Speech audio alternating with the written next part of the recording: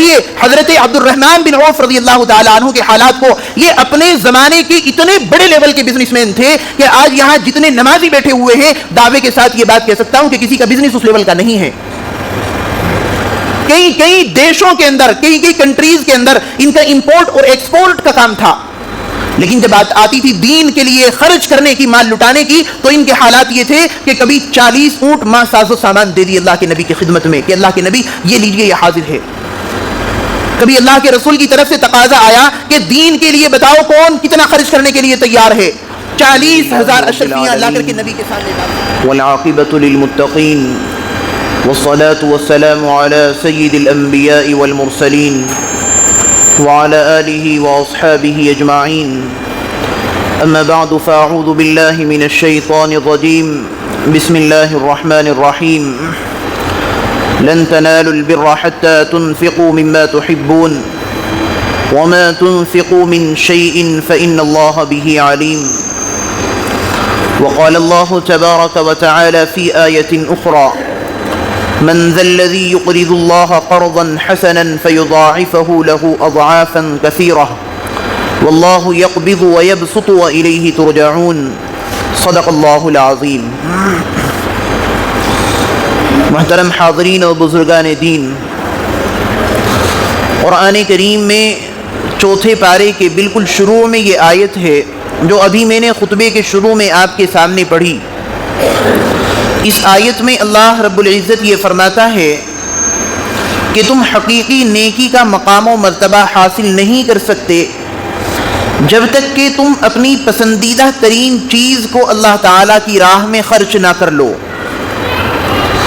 جب یہ آیت نازل ہوئی تو اس آیت کے نزول کے بعد صحابہ کرام کے حالات کیا ہوئے، انہوں نے اس آیت پر کس طرح عمل کیا، اس بارے میں جب ہم حدیث شریف کی کتابوں میں ڈیٹیل میں جاتے ہیں، تفصیلات تلاش کرتے ہیں، تو کئی واقعات ہمارے سامنے رہنما اور آئیڈیل بن کر کے ہمارے سامنے آتے ہیں. ان میں سب سے مشہور واقعہ جو بخاری شریف اور مسلم شریف کے اندر بھی آیا ہے، حضرت ابو طلحہ انصاری رضی اللہ عنہ کا واقعہ ہے کہ جس وقت یہ آیت نازل ہوئی، اس آیت کے نزول کے بعد وہ اللہ کے نبی صلی اللہ علیہ وسلم کے پاس تشریف لائے اور آ کر کے کہنے لگے کہ اللہ کے رسول، اللہ تو یہ فرماتا ہے کہ جب تک اپنا پسندیدہ مال، اپنی محبوب چیز اللہ کے راستے میں خرچ نہیں کرو گے، اس وقت تک میرے یہاں حقیقی نیکی کا مقام و مرتبہ تمہیں نہیں مل سکتا. تو میرا ایک باغ ہے بے روحا، اور وہ باغ مجھے اپنے مال میں سب سے زیادہ پسند ہے، سب سے زیادہ محبوب ہے. اس باغ کے برابر مجھے اپنے مال میں کوئی بھی چیز محبوب نہیں، کسی چیز کو بھی میں اتنا پسند نہیں کرتا جتنا اس باغ کو پسند کرتا ہوں. اے اللہ کے نبی، میں اللہ کے یہاں نیکی کا اصل مقام و مرتبہ حاصل کرنے کے لیے آیا ہوں، اور وہ باغ آپ کے حوالے کرتا ہوں، آپ اسے جہاں چاہیں خرچ کر دیں، میں نے تو وہ اللہ کی راہ میں دے دیا، میں نے تو صدقہ کر دیا. اللہ کے نبی علیہ الصلوۃ والسلام نے جب یہ بات سنی تو آپ بڑے خوش ہوئے اور آپ نے فرمایا کہ ابو طلحہ، تم اس باغ کو اپنے رشتہ داروں میں آپس میں تقسیم کر دو، کیونکہ رشتہ داروں کو دینا بھی بہت بڑے ثواب کا کام ہے. تو اللہ کے نبی نے اس باغ کو رشتہ داروں میں تقسیم کرا دیا. یہ ایک واقعہ ہے، لیکن اگر ہم غور کریں تو اس واقعے کے اندر جو ایک نفسانیت ہے، حضرت ابو طلحہ رضی اللہ عنہ کا جو کردار ہے، اس کردار میں ہم جھانکنے کی کوشش کریں تو یہ صرف ایک واقعہ نہیں بلکہ یہ ہمارے لیے ایک آئیڈیل ہے کہ اللہ کا کوئی حکم ہم تک آ جائے، اللہ رب العزت کے بارے میں ہمیں کوئی بات پتہ چل جائے کہ اس کام کو کرنے سے ہم اللہ کی نظر میں اونچا مقام و مرتبہ حاصل کر سکتے ہیں، ہم ایک اسٹیٹس اور ایک رتبہ اللہ تعالیٰ کے یہاں حاصل کر سکتے ہیں، تو اسے حاصل کرنے کے لیے ہمیں کتنی جد و جہد کرنی چاہیے، اس بارے میں یہ واقعہ ہمارے لیے آئیڈیل اور نمونے کی حیثیت رکھتا ہے. اور ایک واقعہ اور ہے کہ حضرت عمر فاروق رضی اللہ تعالیٰ عنہ کی خلافت کا زمانہ چل رہا تھا. انہوں نے اپنے ایک گورنر صحابی رسول حضرت ابو موسیٰ اشعری رضی اللہ عنہ کو خط لکھا کہ ایک باندی کی ضرورت ہے، کوئی اچھی باندی خرید کر کے میرے پاس بھیجو. حضرت ابو موسیٰ اشعری رضی اللہ تعالیٰ عنہ نے بہت سی باندیوں میں سے چن کر، منتخب کر کے، پسند کر کے ایک بہت ہی اعلیٰ صفات، عمدہ کوالٹیز والی باندی حضرت عمر فاروق رضی اللہ تعالیٰ عنہ کی خدمت میں پیش کی. وہ آپ کی خدمت میں آ گئی. اچانک آپ نے لن تنالوا البر حتى تنفقوا مما تحبون یہ آیت تلاوت فرمائی. آپ کے ذہن میں یہ آیت آئی کہ جب تک اپنی محبوب چیز کو خرچ نہیں کر دیتے اللہ کے یہاں حقیقی نیکی کا مقام و مرتبہ حاصل نہیں کر سکتے. حضرت عمر فاروق رضی اللہ عنہ نے یہ آیت تلاوت کی اور اس باندی کو آزاد کر دیا اور فرمایا کہ یہ مجھے بہت زیادہ پسند آئی تھی, اس کو اللہ کے راستے میں آزاد کرتا ہوں تاکہ اللہ رب العزت کے یہاں مجھے بھی نیکی کا مقام و مرتبہ حاصل ہو جائے. اور دوسری آیت ابھی جو میں نے آپ کے سامنے خطبے ہی میں پڑھی, من ذا الذی یقرض اللہ قرضا حسنا فیضاعفہ لہ اضعافا کثیرہ واللہ یقبض ویبسط والیہ ترجعون. دیکھیے کتنے عجیب و غریب انداز میں اللہ تعالیٰ نے نیک کاموں میں خرچ کرنے کے بارے میں اللہ رب العزت نے کیا انداز اپنایا ہے. اللہ کہتا ہے کہ کون ہے وہ شخص جو اللہ کو قرض حسن دے, جو اللہ کو قرض دے. اللہ محتاج نہیں ہے, اللہ ضرورت مند نہیں ہے, وہ تو غنی ہے, وہ تمام کے تمام محتاجوں اور ضرورت مندوں کی ضرورتوں کو پورا کرنے والا ہے. وہ تو ہر ایک سائل کی جھولی بھرنے والا ہے, وہ تو ہر ایک مانگنے والے کو عطا کرنے والا ہے, ہر ایک بھکاری کی منتیں پوری کرنے والا اور مرادیں پوری کرنے والا ہے. ساری کائنات کے خزانوں کا مالک ہے, زمین و آسمان کے اختیارات کا مالک ہے. لیکن وہ اللہ جب نیک کاموں میں خرچ کرنے کی بات کرتا ہے تو وہاں قرض کا لفظ استعمال کرتا ہے. من ذا الذی یقرض اللہ قرضا حسنا, کہ کون ہے جو اللہ تعالیٰ کو بہترین قرض دے, فیضاعفہ لہ اضعافا کثیرہ, پھر اللہ تعالیٰ اس قرض کو کئی گنا بڑھا کر کے واپس دے. یہ اللہ رب العزت نے بیان فرمایا ہے. اور اللہ کہتا ہے واللہ یقبض ویبسط والیہ ترجعون, کہ مال و دولت کو گھٹانا اور بڑھانا, رزق کے اندر کشادگی پیدا کرنا اور رزق میں تنگی پیدا کرنا, یہ صرف اور صرف اللہ ہی کے قبضہ قدرت میں ہے. اللہ کے علاوہ کوئی مالک نہیں ہے ہماری روزی کا, کوئی مالک نہیں ہے ہماری روزی میں وسعت کا, کوئی مالک نہیں ہے اللہ کے علاوہ ہماری روزی میں تنگی کا. وہی مالک ہے کشادگی کا, وہی مالک ہے تنگی اور پریشانی کا, اور اسی کی طرف ہم سب کو لوٹ کر کے جانا ہے. جب یہ آیت نازل ہوئی تو ایک صحابی رسول ہیں حضرت ابو دہدہ رضی اللہ تعالی عنہ, وہ اللہ کے نبی صلی اللہ علیہ وسلم کی خدمت میں حاضر ہوئے اور حاضر ہو کر کے عرض کی کہ اللہ کے نبی, کیا اللہ تعالیٰ قرض حسن مانگتا ہے, اپنے بندوں سے قرض کا مطالبہ کرتا ہے؟ اللہ نے فرمایا کہ ہاں, اللہ تعالیٰ نے اپنے بندوں سے قرض کا مطالبہ کیا ہے, اور جو بھی مال کسی نیک کام میں خرچ کیا جائے وہ اللہ کے ذمہ قرض ہے, اور قرض بھی ایسا کہ جسے اللہ تعالیٰ کئی گنا بڑھا کر کے واپس کرے گا. دنیا میں بھی یہ دستور ہے کہ اگر میں آپ کو قرض دوں تو آپ وہ قرض واپس کرتے ہیں, لیکن جتنا آپ نے لیا ہے اتنا ہی واپس کرتے ہیں. اللہ کے یہاں کا نظام یہ ہے کہ جو آپ خرچ کریں گے کسی نیک کام میں, اللہ تعالیٰ اسے بڑھائے گا اور بڑھانے کے بعد اسے واپس کرے گا, دنیا میں بھی عطا کرے گا, آخرت میں بھی عطا کرے گا. تو حضور اکرم علیہ الصلوۃ والسلام نے جب یہ تفصیلات بیان فرمائی تو صحابی رسول کہنے لگے, اے اللہ کے نبی اپنا ہاتھ آگے بڑھائیے تاکہ میں آپ سے ایک عہد کر سکوں, آپ سے ایک وعدہ کر سکوں. اللہ کے نبی صلی اللہ علیہ وسلم نے اپنا دست مبارک آگے بڑھایا. صحابی رسول نے حضور کے ہاتھ پر اپنا ہاتھ رکھا اور عرض کی کہ اے اللہ کے نبی, میرا فلاں باغ ہے, وہ باغ مجھے بہت پسند ہے, اس باغ کے اندر کھجور کے 600 درخت ہیں. حدیث شریف کے اندر باقاعدہ یہ تفصیلات موجود ہیں کہ اس باغ کے اندر کھجور کے 600 درخت موجود ہیں. وہ باغ میں اللہ رب العزت کی خاطر صدقہ کر رہا ہوں, اللہ کو قرض دے رہا ہوں. آپ اس باغ کو جہاں چاہیں وہاں استعمال کر لیں, جسے چاہیں اسے دے دیں, اور جس کی چاہیں اس باغ سے آپ ضرورت پوری کر دیں. اللہ کے نبی علیہ الصلوۃ والسلام بڑے خوش ہوئے اور آپ نے اس باغ کو ضرورت مندوں میں تقسیم کر دیا. محتاجوں کی, مسکینوں کی آپ نے اس کے ذریعے سے مدد کی اور دلجوئی فرمائی. تو یہ ہمارے صحابہ کرام کے واقعات ہیں, وہی صحابہ کرام کہ جن کے ایمان جیسا ایمان لانے کی لوگوں کو تعلیم دی گئی ہے. اللہ رب العزت نے ان کے ایمان کو لوگوں کے لیے کسوٹی بنایا ہے. قرآن کریم کے اندر اللہ فرماتا ہے وَإِذَا قِيلَ لَهُمْ آمِنُوا كَمَا آمَنَ النَّاسِ, کہ ایسے ایمان لاؤ جیسے صحابہ کرام ایمان لائے تھے. اور یہی وہ جماعت ہے جن کے بارے میں اللہ تعالیٰ نے فرمایا تھا أُولَئِكَ الَّذِينَ امْتَحَنَ اللَّهُ قُلُوبَهُمْ لِلتَّقْوَى, کہ اللہ نے تقوی کے لیے ان کے دلوں کو جانچا, ان کے دلوں کی آزمائش کی, ان کے دلوں کا امتحان لیا. یعنی ان سب کا صحابہ کرام کا امتحان ہوا. امتحان لینے والا کون ہے؟ اللہ تعالیٰ. اور امتحان لینے کے بعد اللہ تعالیٰ نے رزلٹ بھی اناؤنس کر دیا, لہم مغفرۃ واجر عظیم, ان کے لیے ہمیشہ ہمیشہ کی بخشش ہے اور ان کے لیے بڑا بہترین اجر ہے. اور دوسری جگہ اعلان کر دیا رضی اللہ عنہم ورضوا عنہ کہ یہ اللہ سے راضی ہیں تو اللہ ان سے راضی ہے. جب یہ اپنے ہر عمل کے ذریعے اللہ کو خوش کرنے کا کام کرتے ہیں, اللہ کی رضا کی خاطر اپنی جان, اپنا مال, اپنا وقت قربان کر رہے ہیں, تو اللہ بھی ان سے راضی ہے. یہ اللہ سے راضی تو اللہ ان سے راضی.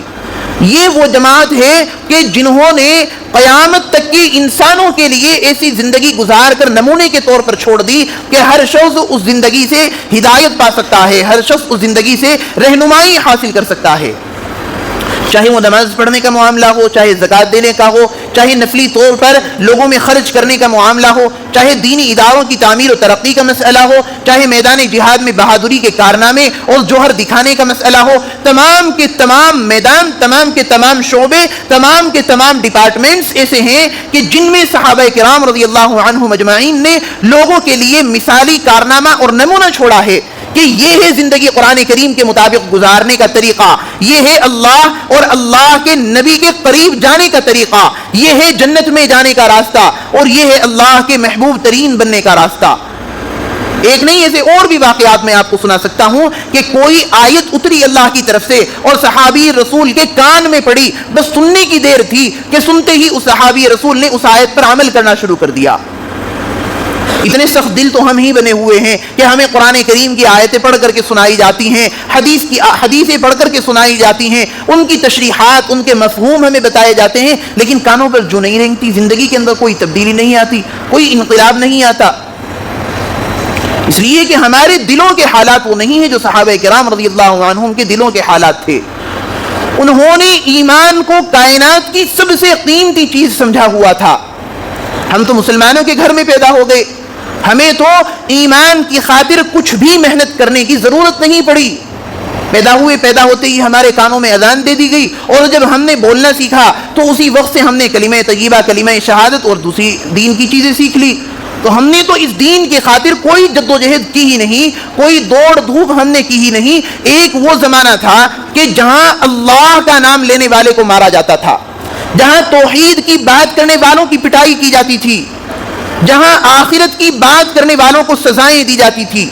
اور اس زمانے میں, اس ماحول میں صحابہ کرام رضی اللہ عنہم اجمعین نے قرآن اور حدیث پر پریکٹیکلی طور پر عمل کر کے لوگوں کو یہ دکھایا کہ دیکھو, حالات چاہے کتنے بھی پرخطر ہو جائیں اور زمانہ ہمارے کتنے بھی مخالف کیوں نہ ہو جائیں, ہوائیں ہمارے خلاف کتنی ہی تند و تیز کیوں نہ چلنے لگے, لیکن اللہ رب العزت کی خاطر نہ ہم جھک سکتے ہیں, نہ بک سکتے ہیں, نہ ڈر سکتے ہیں. یہ صحابہ کرام رضی اللہ عنہم نے اپنی زندگی سے امت مسلمہ کو درس دیا. اسی لیے صحابہ کے واقعات پڑھے جاتے ہیں اور لوگوں کو سنائے جاتے ہیں, کیونکہ ان واقعات میں ہمارے لیے عبرت ہے, ان واقعات میں ہمارے لیے نصیحت ہے. ابھی میں نے آپ کے سامنے گفتگو کی, آپ کو بتایا کہ کیسے صحابہ کرام نے ایک آیت کو سن کر 600 کھجور کے درخت والا اپنا پورا کا پورا باغ اللہ کی راہ میں خیرات کر دیا. اور آج کے زمانے میں ہمارے حالات یہ ہیں کہ جیب میں جو سب سے چھوٹا نوٹ ہوتا ہے, وہ بھی پھٹا ہوا, میلا کچیلا, وہ ہم نکالتے ہیں غریب کی مدد کرنے کے لیے, وہ ہم نکالتے ہیں. اور جب اللہ سے مانگتے ہیں تو یہ چاہتے ہیں کہ ساری کائنات کی بھلائی ہمیں مل جائے, ساری دنیا کی خیر کے مالک ہم بن جائیں, مال و دولت بھی ہمارے پاس ہو, گاڑی بنگلہ بھی ہمارے پاس ہو, بیماری سے بھی ہماری حفاظت رہے, دوسروں کے شر سے بھی ہمارا بچاؤ ہو جائے, کسی بھی طرح کے حادثے کا ہم شکار نہ ہو. ساری کی ساری تمنائیں اللہ رب العزت کے سامنے ہم پیش کر دیتے ہیں. لیکن ذرا ہم یہ بھی تو غور کریں کہ اللہ سے اتنی چیزوں کا مطالبہ ہم کر رہے ہیں تو اللہ کے لیے ہم بدلے میں کر کیا رہے ہیں؟ حالانکہ اللہ محتاج نہیں ہے, اللہ ضرورت مند نہیں ہے. ہم تو دنیا میں جو بھی نیک کام کرتے ہیں وہ اپنے لیے کرتے ہیں. اللہ ہمیں دے رہا ہے, اللہ کا کیا فائدہ ہے؟ اللہ ہمیں دے رہا ہے, اللہ کا کیا فائدہ ہے؟ فائدہ تو ہمارا ہے. اللہ کی نعمتوں سے مزے تو ہم لوٹتے ہیں, اللہ کے دیے گئے انعامات سے فائدہ تو ہم اٹھاتے ہیں, اور ہم اللہ کی عبادت کرتے ہیں, نماز پڑھتے ہیں, خرچ کرتے ہیں. اس میں اللہ رب العزت کا کون سا فائدہ ہے؟ جو ہم خرچ کریں گے اس کا بدلہ ہمیں دیا جائے گا, دنیا میں بھی آخرت میں بھی, دونوں جگہوں پر دیا جائے گا. اللہ تو بے نیاز ہے, اللہ تو ضرورت مندوں کی ضرورتوں کو پورا کرنے والا اکیلا یکتا بادشاہ ہے, جس کی بادشاہی میں کبھی ذرہ برابر کوئی فرق نہیں آیا, جس کے خزانوں میں آج تک ذرہ برابر کوئی کمی نہیں آئی. اور اگر ساری دنیا کو وہ مالداری میں برابر کر دے تب بھی اس کے خزانوں میں کوئی کمی واقع نہیں ہو سکتی. یہ ہمارا عقیدہ ہے اور یہ عقیدہ بالکل سچائی کے مطابق ہے. وہ تمام کے تمام ظاہری اور باطنی خزانوں کا مالک ہے. تو جب وہ کہتا ہے کہ رزق کی کشادگی اور رزق کی تنگی میرے اختیار میں ہے, اللہ کہہ رہا ہے واللہ یقبض ویبسط, اللہ جس کے لیے چاہتا ہے روزی کو تنگ کر دیتا ہے اور جس کے لیے چاہتا ہے روزی کو کھول دیتا ہے, رزق کے دروازے کھول دیتا ہے. کس طرح کھولتا ہے؟ خود قرآن کریم کے اندر اس کا جواب موجود ہے. وَيَرْزُقْهُ مِنْ حَيْثُ لَا يَحْتَسِبْ, ایسی جگہوں سے انسان کے لیے رزق کا انتظام ہوتا ہے کہ انسان کے وہم و گمان میں بھی وہ باتیں نہیں ہوتی. ایسی جگہوں سے اللہ تعالیٰ رزق پہنچاتا ہے انسان کو کہ اس نے کبھی سوچا بھی نہیں ہوتا کہ کیا وہاں سے بھی میرے لیے رزق کا انتظام ہو سکتا تھا, کہ وہاں سے بھی کچھ پیسوں کی آمد میرے پاس ہو سکتی تھی. نہیں سوچتا انسان, لیکن اللہ نے ایک نظام پورا تیار کر رکھا ہے, کانسیپٹ تیار کر رکھا ہے, اور اس نظام کے گرد یہ دنیا چکر لگا رہی ہے اور دنیا کا نظام چل رہا ہے. یہ امیری غریبی یہ ہمارے اختیار میں نہیں ہے, یہ اللہ رب العزت والجلال کے اختیار میں ہے. اسی کی بادشاہت ہے اور اسی کا پوری کائنات کے اوپر کنٹرول ہے. اب آپ دیکھ لیجئے کہ اس وقت کے جو حالات ہیں وہ حالات آپ سب کے سامنے ہیں. یہ حالات کیا کسی ایک انسان نے بنا دیے؟ نہیں, ہرگز نہیں. کسی انسان کی تو طاقت ہی نہیں ہے کہ وہ اس دنیا کے اندر اللہ رب العزت کی اجازت کے بغیر کچھ کر سکے. اللہ رب العزت کی مرضی کے بغیر تو کائنات میں ایک پتا نہیں ہل سکتا. ایک پتا اللہ کی مرضی کے بغیر ٹوٹ کر کے زمین پر نہیں گر سکتا. یہ جتنے حالات بنے ہوئے ہیں, کہیں اچھائی کی خبر آ رہی ہے, کہیں سے پریشان کن خبر آ رہی ہے, کہیں سے مصیبتوں کی آمد ہے, کہیں سے آفتوں کی مار ہے, یہ سب اللہ رب العزت والجلال کی جانب سے ہے اور اس کے پیچھے اللہ تعالیٰ کی سینکڑوں حکمت کار فرما ہیں. اللہ کا کوئی کام حکمت سے خالی نہیں ہے, اللہ کا کوئی کام دانائی اور عقل مندی سے خالی نہیں ہے. جب سے اللہ رب العزت نے دنیا بنائی اس وقت سے لے کر کے دنیا ختم ہونے تک اللہ رب العزت والجلال کے ایک فیصلے پر بھی اگر کوئی انگلی اٹھائے اس کا ایمان نہیں اللہ رب العزت کی طاقت کے اوپر. وہ مالک ہے اس کائنات کا, اور مالک کو حق ہے کہ اپنے پروڈکٹ کو وہ چاہے جیسا بنا دے. اللہ نے یہ دنیا بنائی, یہ ایک پروڈکٹ بنایا, اس پروڈکٹ کا مالک اللہ ہے. ایک کمپنی اپنا پروڈکٹ بناتی ہے, اس میں جیسی چاہے وہ تبدیلی کر دیتی ہے, جیسی چاہے وہ چینجنگ کر دیتی ہے. کوئی اس کے اوپر انگلی نہیں اٹھا سکتا کہ تم نے اپنے پروڈکٹ کو آج کیوں بدل دیا, اس کا کلر کیوں چینج کر دیا, آپ نے اس کی کیپیسٹی کیوں بڑھا دی, آپ نے اس کی ویلیڈیٹی کیوں کم کر دی. کوئی اعتراض نہیں کر سکتا. اسی طرح اللہ تعالیٰ اس کائنات کے مالک ہیں, ہمارے رزق کے بھی مالک وہی ہیں. جو ہم خرچ کرتے ہیں اللہ تعالیٰ اس سے بھی واقف ہیں, اور جو ہم چھپا کر کے جمع کر کے رکھتے ہیں اللہ تعالیٰ اس کو بھی جانتے ہیں. تو یہ اللہ کے بندو, رزق کے معاملے میں اللہ تعالیٰ پر یقین رکھو, پرندوں جیسا یقین رکھو کہ صبح کو نکلتے ہیں خالی پیٹ, شام کو واپس آتے ہیں پیٹ بھرا ہوا ہوتا ہے, اور اگلے دن کے لیے کوئی انتظام بیچارے نہیں کرتے. انہیں یقین ہے پورا کہ جس بادشاہ نے آج ہمیں کھلایا ہے کل بھی ہمارا پیٹ بھرنے والا وہی ہے. کوئی یہ نہیں کہتا کہ مال جمع کرنا حرام ہے, نہ کبھی اللہ کے نبی نے کہا, نہ کسی صحابی نے کہا, نہ کسی عالم دین نے کہا.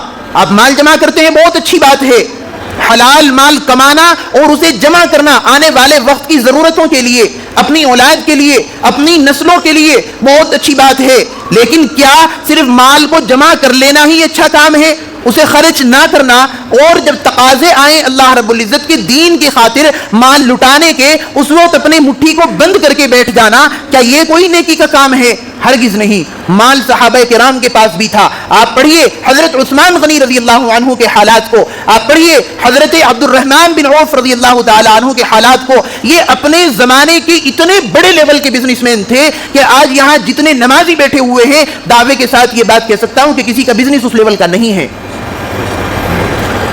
کئی دیشوں کے اندر, کئی کنٹریز کے اندر ان کا امپورٹ اور ایکسپورٹ کا کام تھا, لیکن جب بات آتی تھی دین کے لیے خرچ کرنے کی, مال لٹانے کی, تو ان کے حالات یہ تھے کہ کبھی 40 اونٹ ماں ساز و سامان دے دی اللہ کے نبی کی خدمت میں کہ اللہ کے نبی یہ لیجئے یہ حاضر ہے. کبھی اللہ کے رسول کی طرف سے تقاضا آیا کہ دین کے لیے بتاؤ کون کتنا خرچ کرنے کے لیے تیار ہے, 40,000 اشرفیاں لا کر کے نبی کے سامنے ڈال دی. یہ ان کا کام تھا کہ ایک مرتبہ صرف کہہ دیا جائے کہ دین کے لیے خرچ کرنا ہے تو ان سے آگے بڑھنے کی جرت کسی کی نہیں ہوتی تھی, کوئی ان سے سبقت نہیں کر پاتا تھا.